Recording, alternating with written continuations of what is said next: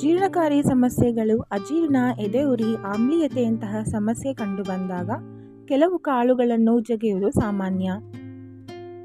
ಸೋಂಪು ಬೀಜಗಳನ್ನು ಜಗಿಯುವುದರಿಂದ ಹೊಟ್ಟೆಯ ಆಸಿಡಿಟಿ ಮತ್ತು ಇತರ ಅಸ್ವಸ್ಥತೆಗಳನ್ನು ನಿವಾರಿಸಬಹುದು. ಸೋಂಪು ಹೊಟ್ಟೆಯ ಸಮಸ್ಯೆಗೆ ಹೇಗೆಲ್ಲ ಸಹಾಯ ಮಾಡುವುದು ತಿಳಿಯಿರಿ.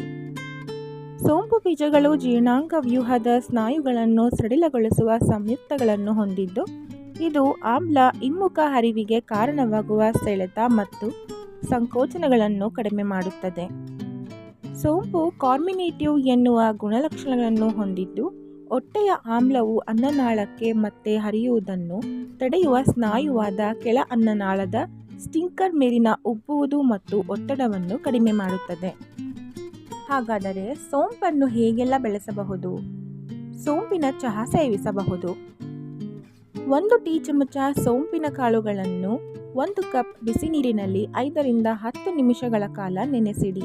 ಊಟದ ನಂತರ ನಿಧಾನವಾಗಿ ಸೋಸಿ ಮತ್ತು ಚಹಾವನ್ನು ಕುಡಿಯಿರಿ. ರುಚಿಗೆ ನೀವು ಜೇನುತುಪ್ಪ ಅಥವಾ ನಿಂಬೆಹಣ್ಣನ್ನು ಸೇರಿಸಬಹುದು.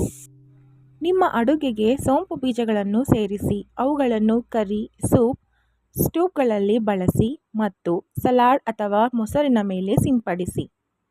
ಕೆಲವು ಜನರು ಸೋಂಪು ಬೀಜಗಳಿಗೆ ಅಲರ್ಜಿಯನ್ನು ಹೊಂದಿರಬಹುದು. ಚರ್ಮದ ದದ್ದು, ತುರಿಕೆ, ಜೇನುಗೂಡುಗಳು ಅಥವಾ ಉಸಿರಾಟದ ತೊಂದರೆಯಂತಹ ಲಕ್ಷಣಗಳನ್ನು ಅನುಭವಿಸಬಹುದು.